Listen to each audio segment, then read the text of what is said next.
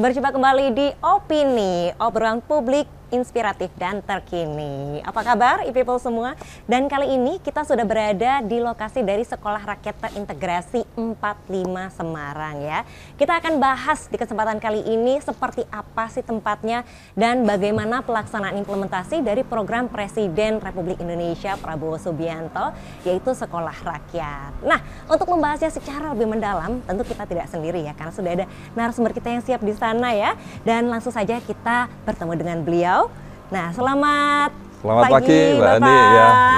Baik.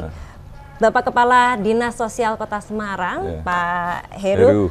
Kita mau tanya-tanya nih seputar Sekolah Rakyat ya.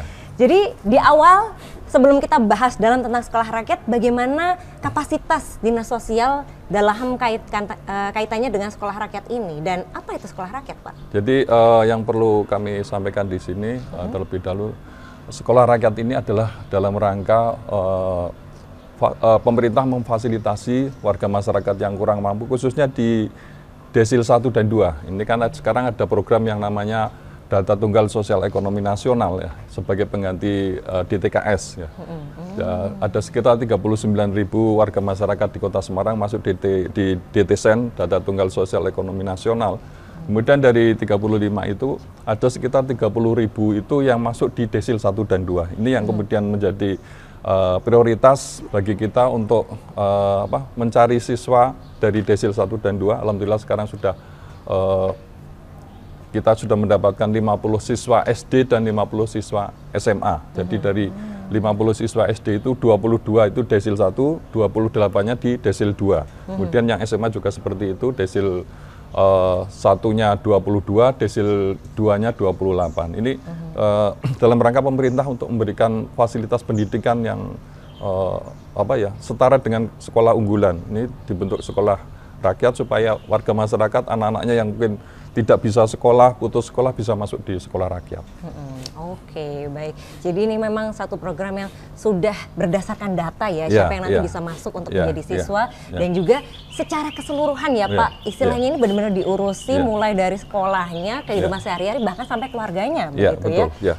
Dan kalau tadi disebutkan ini dimulai dari SD dan SMA dulu. Kenapa Pak? Apakah karena memang yang berada di Desil 1 dan 2 tuh kebanyakan di tingkatan tersebut, atau ini hanya pilot project, nanti masih akan ada tahapan selanjutnya? Jadi ini merupakan pilot project dulu, karena ini rintisan. Kalau nanti di tahun 2028 setelah pembangunan di Kelurahan Rawasari, Kecamatan Tembalang jadi, nanti yang di sini pindah ke Tembalang, Kelurahan Rawasari. Jadi ini sifatnya pinjam pakai di BBPVP. Ya. Jadi nanti setelah 1 tahun kalau sudah jadi nanti pindah di sana. Kalau di Rawasari belum jadi, nanti akan kita melakukan peminjaman ulang 1 tahun yang akan datang. Gitu. Jadi ini sifatnya pinjam pakai. Mudah-mudahan nanti di tahun 2028 nanti ini bisa pindah ke Rawasari, karena di sana luasnya sekitar 6,5 hektar.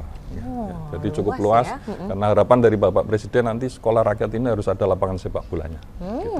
Begitu ya. Jadi tidak hanya bangunan sekolah, bangunan asrama, bahkan sampai fasilitasnya, fasilitas semuanya. Fasilitas olahraga dan lain-lain ya. Pakaiannya, sepatu, bahkan Bapak Presiden sudah menyampaikan bahwa nanti anak-anak akan mendapatkan laptop satu-satu. Wah, luar biasa sekali ya.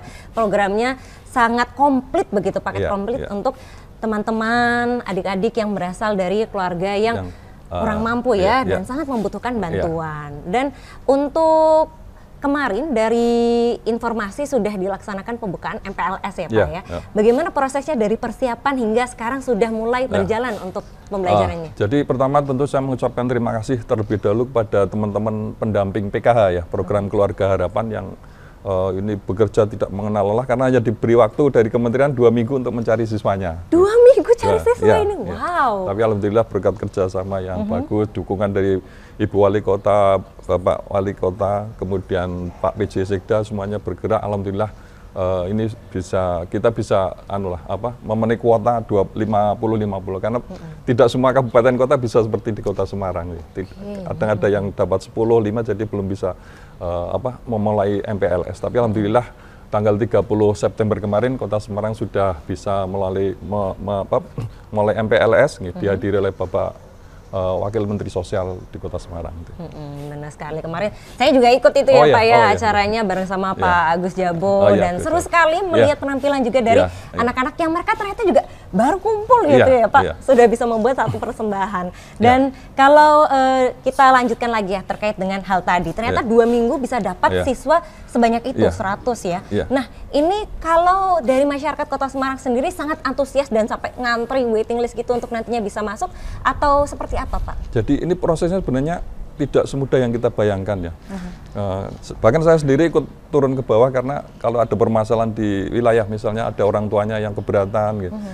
Biasanya kan anaknya punya niat untuk sekolah, tapi orang tuanya karena mungkin anaknya masih kecil, berat untuk berpisah dengan orang tuanya. Akhirnya kita juga turun ke bawah, kemudian memberikan pemahaman kepada orang tuanya. Yang sering kita sampaikan, lebih baik kita mengorbankan masa kecil anak daripada mengorbankan masa depan.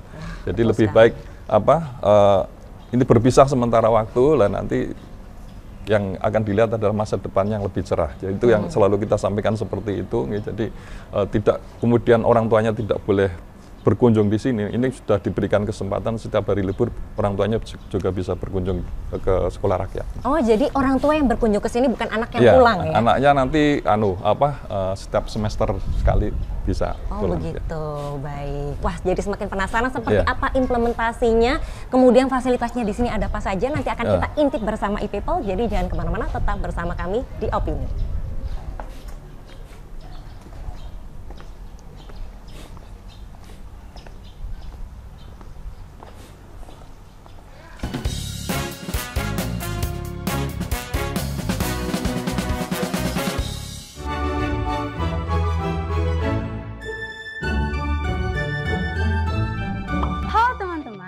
Kami adalah siswa sekolah rakyat.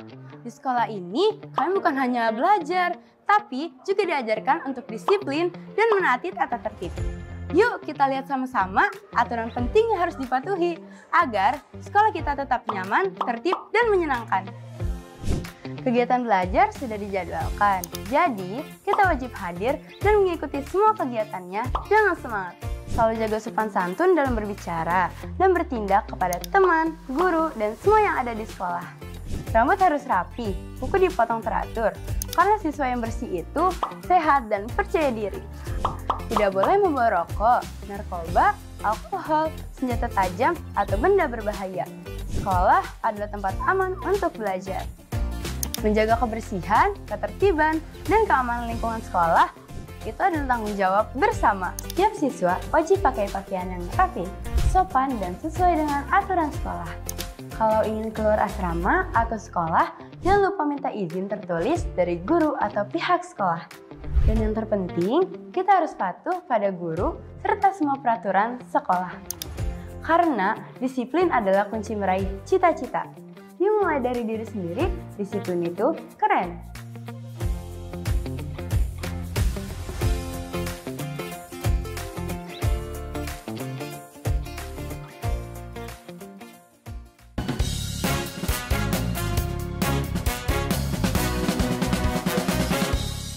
Oke people, masih di Opini dan kita masih dalam pembahasan terkait Sekolah Rakyat Terintegrasi 45 Semarang ya. Selain Pak Heru, sekarang kita kedatangan tamu lagi. Beliau adalah Mas Aldo. Hai Mas Aldo. Halo Mbak. Koordinator pendamping PKH Kota Semarang. Ya. Baik. Dan tadi sebelumnya di segmen pertama kita sudah sempat ngobrol bareng sama Pak Heru ya terkait bagaimana tantangannya untuk mengajak masyarakat mencari siswa untuk di sekolah sini begitu ya. Lalu kalau mau daftar masuk ke dalam sekolah rakyat ini, katanya yang pertama dicari itu adalah pendamping PKH-nya, betul ya? Memang pendamping PKH itu apa dan tugasnya seperti apa, Mas? Oke, pendamping PKH itu adalah kita memang ditugaskan langsung dari Kementerian Sosial untuk mengawal salah satu program unggulan dari Kementerian Sosial namanya PKH atau Program Keluarga Harapan. Jadi PKH itu pemberian bantuan tunai kepada masyarakat khususnya di Kota Semarang yang memang dia membutuhkan bantuan dan berada di desi 1 sampai 3. Jadi itu Mbak. Dan petugas kami yang ada di lapangan itu ada 93 orang yang tersebar di 16 kecamatan dan 177 kelurahan sekota Semarang. Oke, dan kaitannya dengan sekolah rakyat ini kemarin bagaimana Mas prosesnya hingga akhirnya ketemu nih 100 anak yang sekarang sudah bersekolah di sini? Iya, jadi awal memang kita dapat perintah langsung dari Direktur Jaminan Sosial untuk melakukan penjaringan siswa. Dan di kota Semarang sendiri itu yang dipakai adalah di rombel SD sama rombel SMA. Di masing-masing SD itu ada 2 rombel dan SMA ada 2 rombel.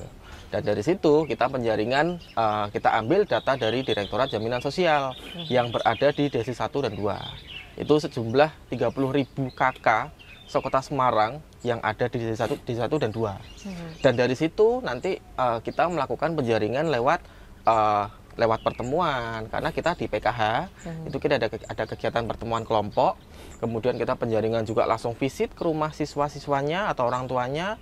Kemudian ada juga yang kita melakukan penjaringan bahkan sampai di jalan-jalan, Mbak. Iya, jadi kita nemu di jalan dalam artian si anak ini ikut bapak atau ibunya mulung, jadi gitu. Jadi di situ kita duduk, kita tawari, kita stop, mau nggak masuk ke sekolah rakyat. Setelah kita cek datanya ternyata ada di Desi 1. Itu ada 1 siswa, Mbak, yang kayak gitu, Mbak, di sini. Oke, baik. Jadi kelihatannya kalau ditanya ceritanya ini pasti banyak ya dalam proses mendapatkan 100 anak tersebut. Tapi kemudian tadi disebutkan ini dari kementerian, kemudian dari dinas sosial, pasti ada banyak sekali stakeholder di dalamnya ya.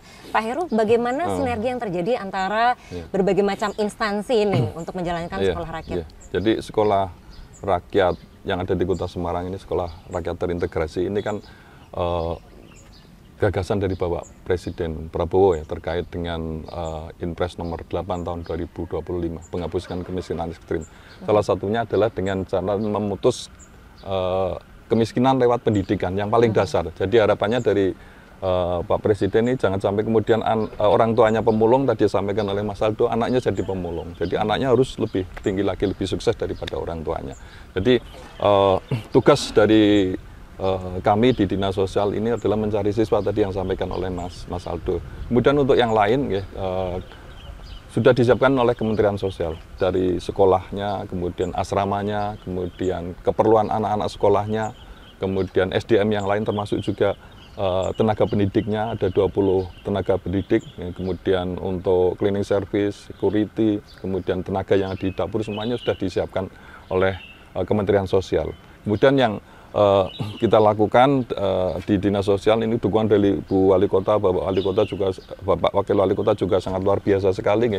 Jadi yang di sini yang kemarin tidak ada seperti sound system, kemudian LCD, WiFi mungkin dari teman-teman Kominfo, ini semuanya sudah diberikan fasilitas oleh Ibu Wali Kota dan Bapak Wakil Wali Kota. Ini alhamdulillah kolaborasinya sangat luar biasa sekali. Mudah-mudahan ke depan sekolah rakyat ini bisa menghasilkan generasi muda yang berkualitas di kemudian hari. Jadi dengan implementasi sekolah rakyat terintegrasi ini di dalamnya ada kerja keras dari berbagai macam pihak begitu ya, sehingga bisa berjalan dengan baik. Lalu kalau kita ingin melihat lebih lanjut ya tentang bagaimana background dari teman-teman ya sekolah di sini. Nah, Mas Aldo ada cerita nggak seperti apa sih anak-anaknya dan juga keluarganya? Oke, jadi kalau saya harus cerita 100 siswanya kayaknya waktunya nggak cukup ya, Mbak ya. Jadi saya hanya beberapa aja. Jadi memang setelah kita lakukan penjaringan lewat visit, itu ada beberapa macam kondisi yang salah satu diantaranya itu ada yang dia memang kondisinya satu rumah itu dipakai untuk 6 orang dan hanya ada 1 petak saja. 1 petak dan itu dibagi untuk kamar dan kamar mandi. Jadi 6 orang ini tidurnya itu tumpuk di sana semua, hanya pakai kloso, rumahnya hanya plester kayak gitu, dan kamar mandinya pun juga jadi 1 di situ. Setelah kita datang ke sana, ternyata si anak memang benar-benar minat karena memang anaknya tuh nggak sekolah, Mbak. Karena memang posisinya itu orang tua memang belum ada biaya untuk menyekolahkan anaknya, makanya anaknya disuruh stop dulu. Ada seperti itu. Kemudian ada juga yang memang kondisinya bapak sama ibunya itu yang tadi saya sebutkan, dia berprofesi sebagai pemulung. Dia memang sehari-harinya dia memang harus muter, nyari barang-barang yang bermanfaat di tempat-tempat sampah kayak gitu-gitu. Kita lakukan penjaringan dan memang di rumah barang-barangnya tuh numpuk kayak gitu, Mbak.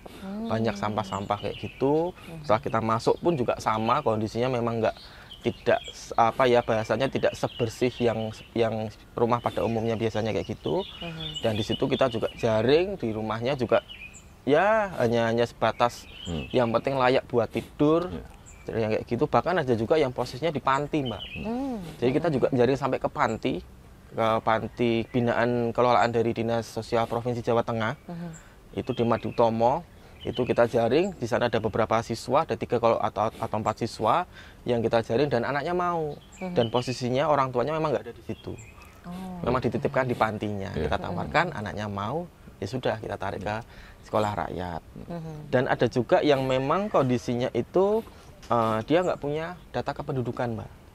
Oh, iya. Tapi bisa kemudian? Bisa, karena kita bantu untuk buat bikinin data kependudukan. Kayak kakak, itu kan jadi sama dengan Dispenduk Capil. Iya, kita sama dengan teman-teman di Dukcapil, di pembuatan kakak sama di pembuatan aktenya. Karena memang di si anak ini ada kondisi khusus yang memang dia sampai nggak punya data kependudukan sampai di usia, kalau saya tidak salah 8 tahun.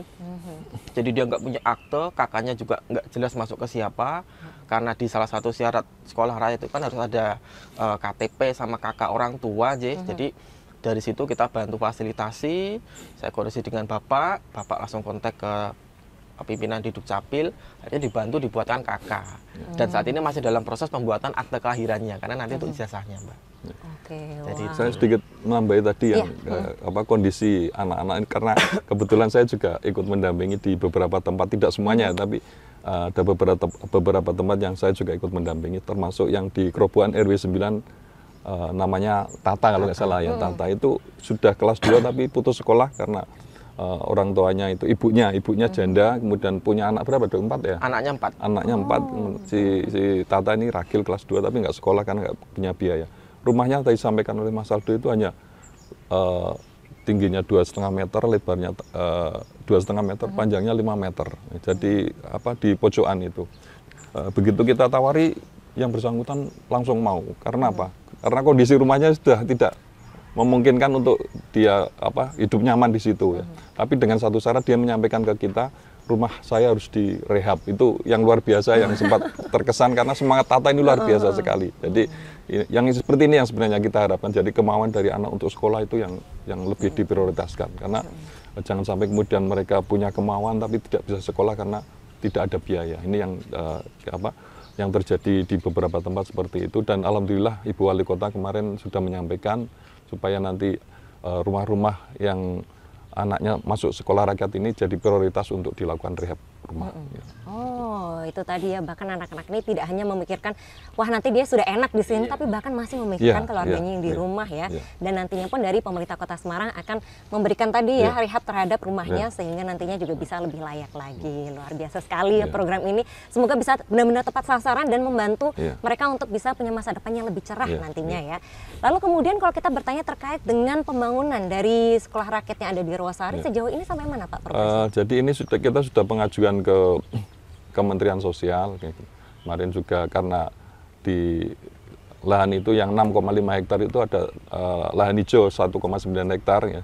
Ini juga kita sudah minta persetujuan ke Kementerian Pertanian dan juga Ibu Wali Kota bersurat ke Kementerian Dalam Negeri. Nah, nantinya karena ini program nasional tentunya harus didukung bersama-sama.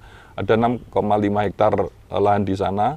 Kemudian rencananya di bulan September kemarin ini sudah dibuat FS, Oktober sampai nanti di tahun 2026 dilakukan pembangunan untuk sekolah rakyat yang ada di Kota Semarang. Jadi nanti kalau di sana sudah selesai, nantinya yang di sini di Balai Latihan Tenaga Kerja nanti akan dipindahkan ke Kelurahan Rawasari, Kecamatan Tembalang.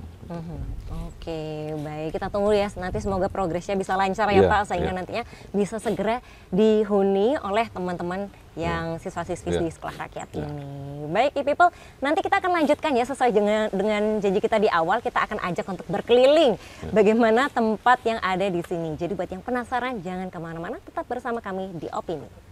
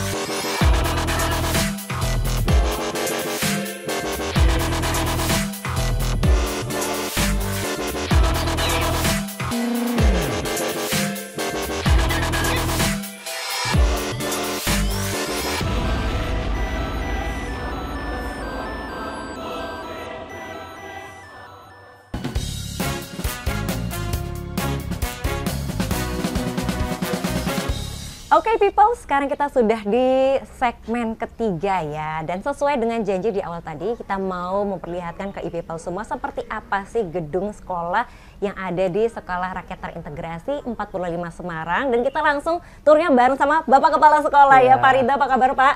Alhamdulillah baik. Baik ya, baik. Kita sambil jalan boleh ya Pak ya? Oke. Nih kalau kita lihat-lihat ternyata sekolahnya bagus juga ya Pak. Fasilitasnya lengkap, ruangnya ber-AC ya? Ber-AC hanya di lab komputer untuk sementara. Oh, di lab ini. komputer Ya. yang sebelah ini? Ya, tapi Oke. untuk asramanya malah sudah ber-AC. Oh, begitu ya. Baik, kalau diceritakan terlebih dahulu ya, di sini ada berapa ruang kelas? Selain ruang kelas ada ruang apa saja? Dan Oke. ada gurunya berapa ini? Ya, untuk Sekolah Rakyat Terintegrasi 45 ini ada 4 ruang kelas karena kita menerima 50 anak SD, 50 anak SMA itu 2 rombel dan ada lab komputer, ruang guru dan kamar mandi untuk di sekolahnya karena tempatnya terpisah. Jadi di sebelah sana jadi juga ada lab IPA, UKS dan perpustakaan.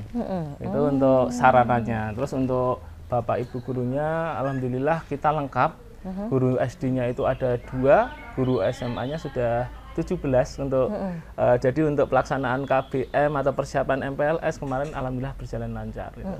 Oke, kalau tadi kita kan sudah bahas bersama Mas Aldo terkait dengan siswa-siswa yang ada di sini itu mereka siapa dari mana begitu ya. Kalau di sini gurunya berasal dari mana Pak? Oke, gurunya memang ini seleksi dari BKN lewat SSCN itu yang dia sudah melewati beberapa tes terus ditugaskan di sekolah rakyat. Jadi hanya seleksinya resmi ya gitu. Terus ditugaskan di Kemensos gitu.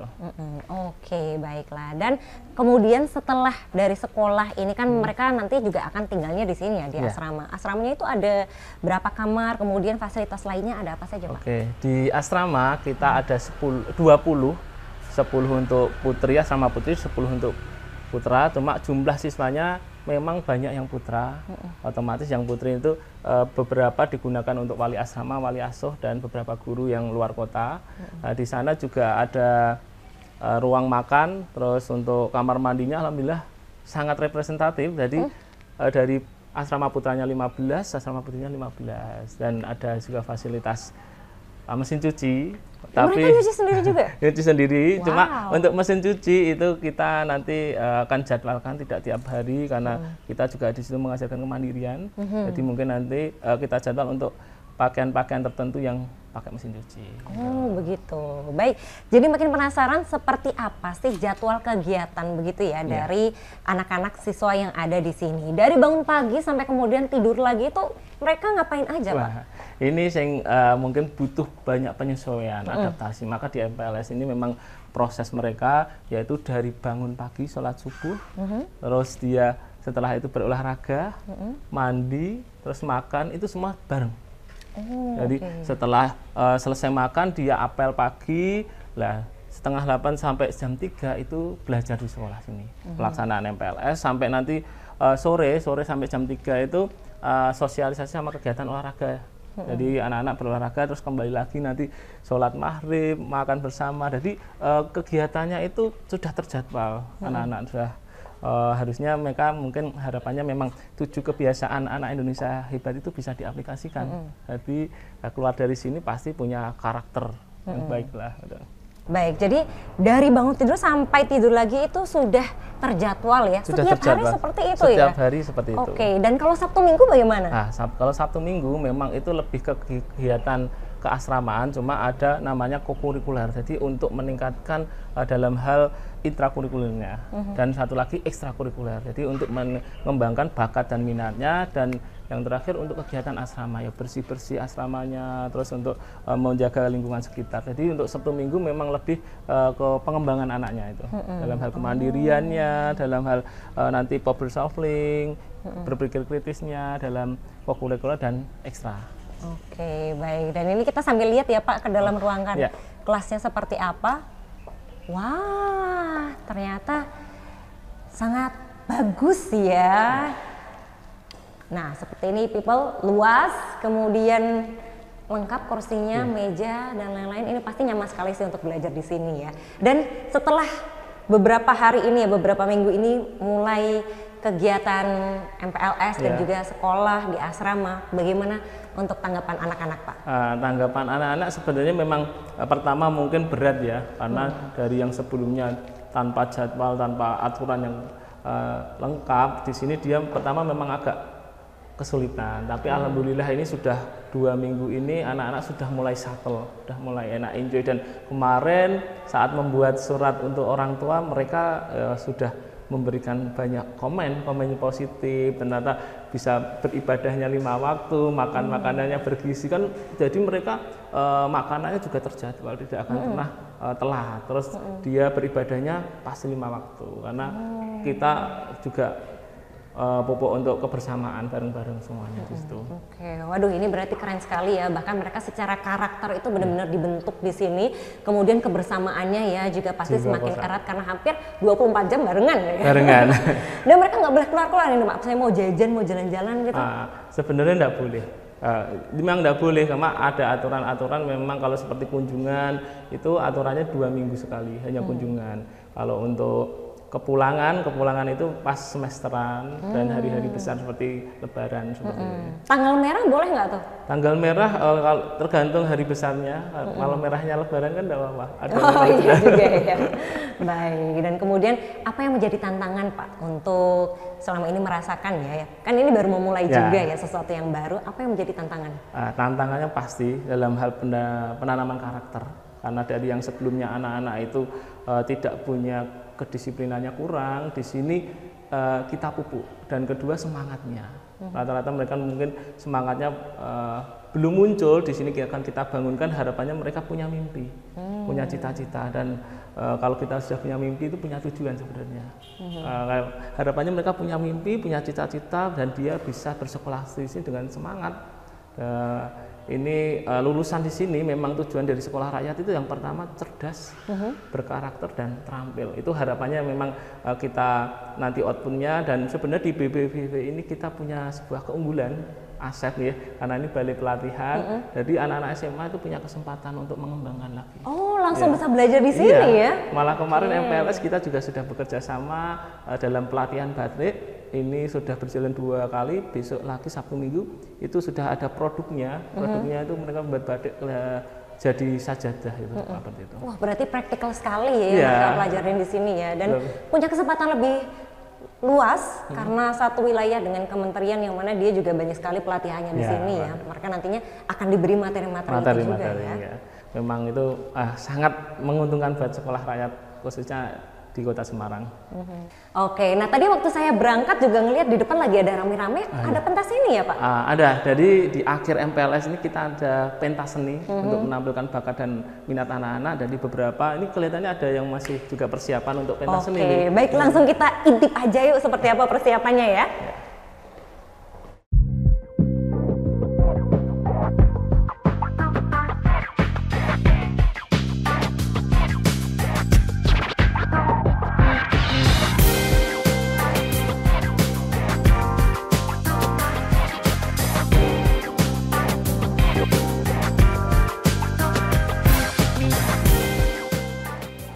Nih, Halo teman-teman, lagi pada persiapan ini ya Ya. Pak ya. Jadi untuk MPLS-nya itu seperti apa yang kemarin sudah diikuti, dan setelah penutupan ini kira-kira apa lagi ya akan mereka lanjutkan? kalau MPLS kemarin kan masa pengenalan lingkungan sekolah ya, banyak kita memanggil narasumber, memberikan mereka inspirasi, motivasi, dan nanti setelah ini memang kita fokus ke kurikulum persiapan. Jadi proses transisi dari sebelumnya ke nanti ke pembelajaran yang nasional bahasanya gitu. Baik, dan terus kemudian terakhir nih Pak, kalau dari Pak Ridho sendiri bagaimana harapannya untuk program sekolah rakyat dan juga pesannya untuk siswa-siswinya yang ada di sini? Ya, harapannya yang pasti dukungan dari semua pihak, masyarakat, Pemda dan yang lainnya, karena sekolah rakyat ini sangat luar biasa. Tujuannya menjadikan anak-anak itu cerdas, berkarakter dan terampil, itu bisa terwujud. Dan pesan buat anak-anak tetap semangat, tumbuhkan mimpi, cita-cita, karena itu salah satu tujuan yang harus kita capai untuk mengharumkan nama orang tuanya dan bangsa pastinya. Oke, luar biasa. Jadi pokoknya kita menaruh banyak harapan Ya. ya Pak terhadap program ini. Semoga dengan apa yang sudah diberikan, manfaatnya bisa dirasakan oleh masyarakat dan benar-benar bisa membantu untuk nantinya mengurangi kemiskinan dan juga memberikan masa depan yang lebih baik. Dan untuk people, terima kasih sekali sudah menyaksikan Opini episode kali ini, dan jangan lupa untuk subscribe di YouTube channelnya Semarang Pemkot biar tidak ketinggalan episode selanjutnya dari Opini. Kalau begitu saya terima kasih Pak Ridho sudah menemani kita untuk keliling ya, dan juga untuk teman-teman semua semangat ya. Dan buat people, sampai ketemu lagi di episode selanjutnya. Bye bye.